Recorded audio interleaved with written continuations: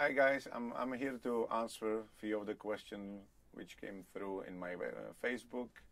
I would like to thank you for sending them over, and let's go, we can get some answers.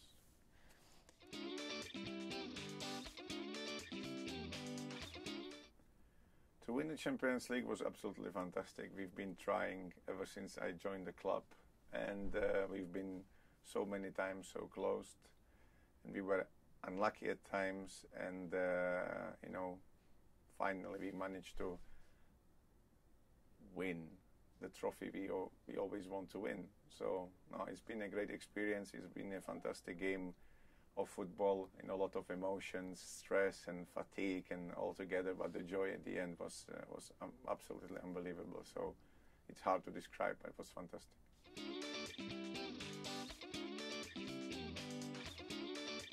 So I've been playing about maybe 2.5 years, and my favorite British band, I think it's called Play, actually. From the British bands, I have to pick up Play because it's the group which rules the world at the moment, and it's a kind of easy listening band, and I liked it. So yeah, Play.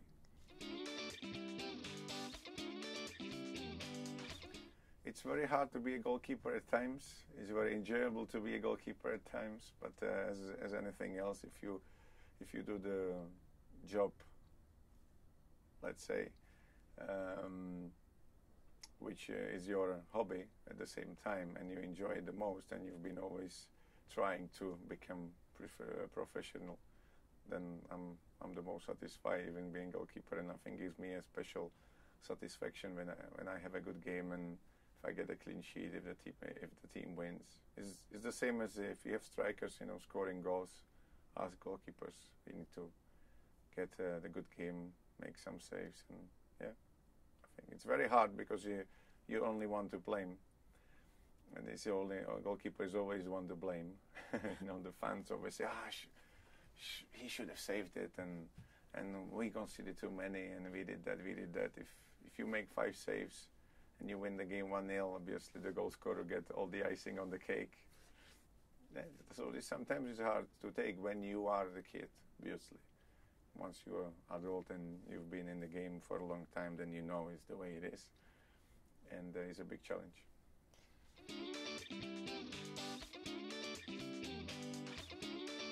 Well, I scored many goals because as a youth player, I played a winger or central midfielder.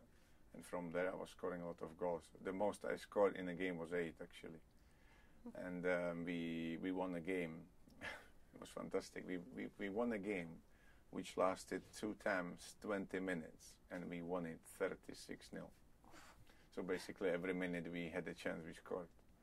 So it was easy to score 8, I have to say. We played well, actually. We were kind of ruthless. We enjoyed that. Poor other team, they tried so hard, and I think we were about 12, 13 when that happened.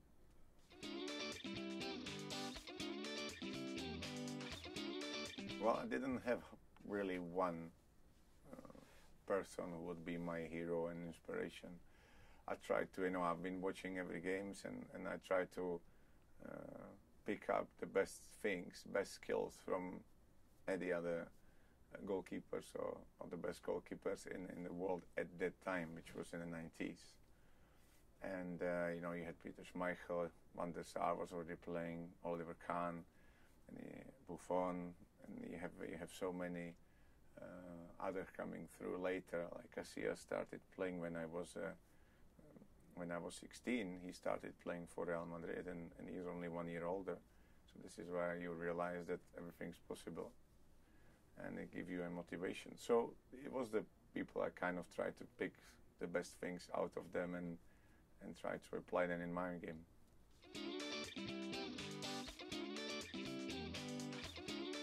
I wanted to study law of psychology, so I would have ended up somewhere with law or psychology.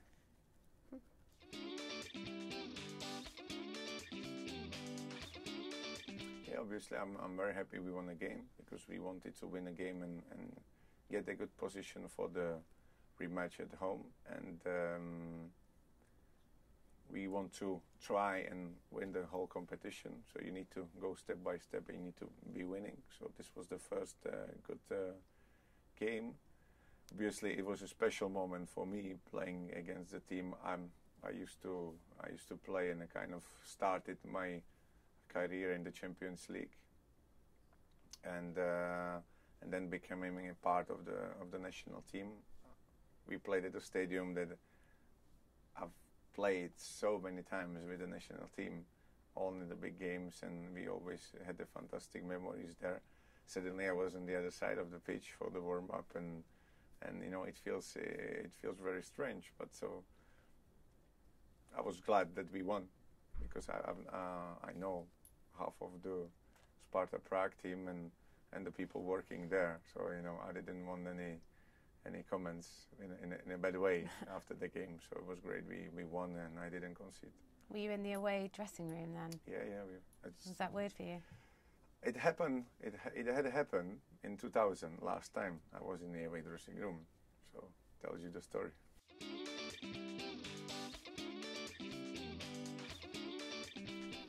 Well, I have the match glove, and I have the gloves I use for the warm up, and I have 2 pairs. If something happens, they are new. They are there. They are ready to step in if needed.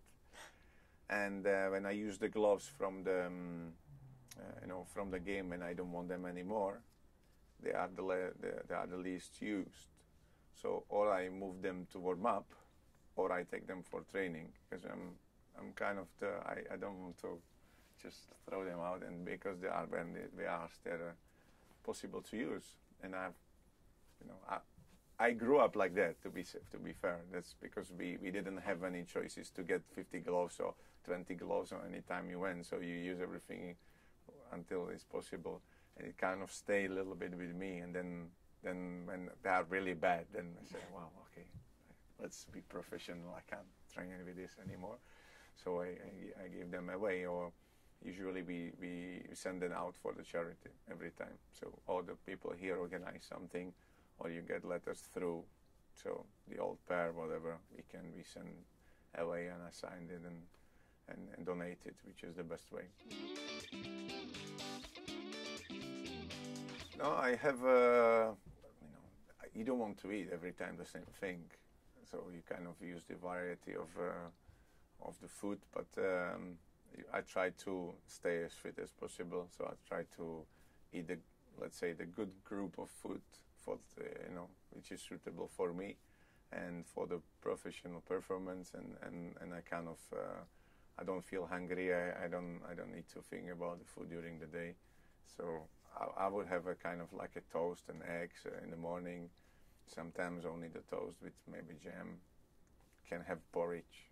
Can have this. Can have yogurt, whatever, with cereals. So you can see this is just a matter how you mix it, whatever you fancy to eat in the morning. But you try to find a good healthy food, no matter what you eat.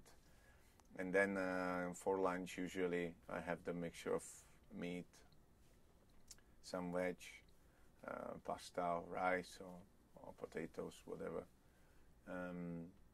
bit of fruit, and for like a snack, I take whatever I find I need. If I'm really hungry, or if I'm not too hungry, I can have a little yogurt. I can have some fruit or ham or whatever. But just it depends how hungry I feel. And then in the evening, usually I take some meat with salad, because I like when I go to the bed and I don't feel stuffed and full of food. So I like to eat a kind of light meal in the evening, just not to feel hungry and light.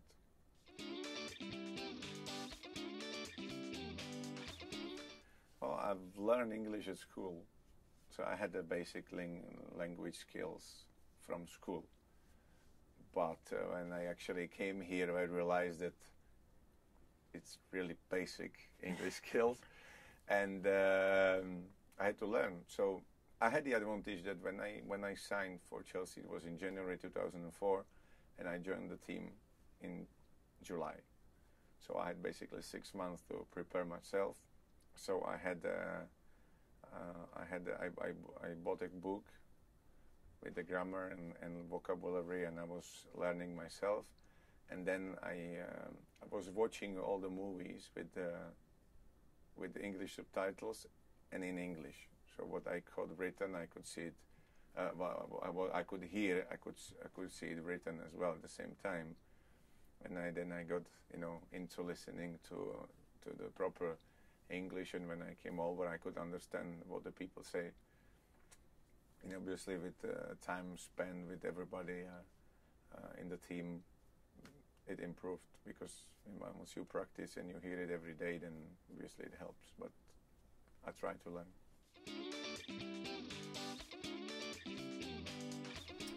My favorite teammate, I would say Paulo Ferreira, because we've been here ever since I arrived together, and obviously as a new players we try to help, and actually we have like a kind of a coffee group. So after the meal, when we're in the hotel, we sit, we have a coffee, we had a chat, and we've been doing that ever since we both arrived, so since 2004. So he stays there. Hilario always joins us for the coffee. So we have like a kind of mini coffee group after each meal when we're in the hotels, and yes, it's good.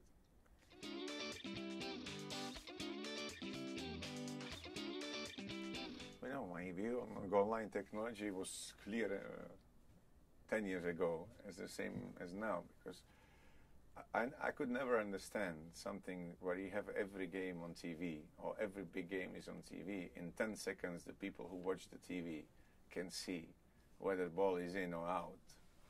And then you watch how the people desperately try to convince the ref doesn't know, then he gives a wrong decision, everybody is upset, people are losing the games and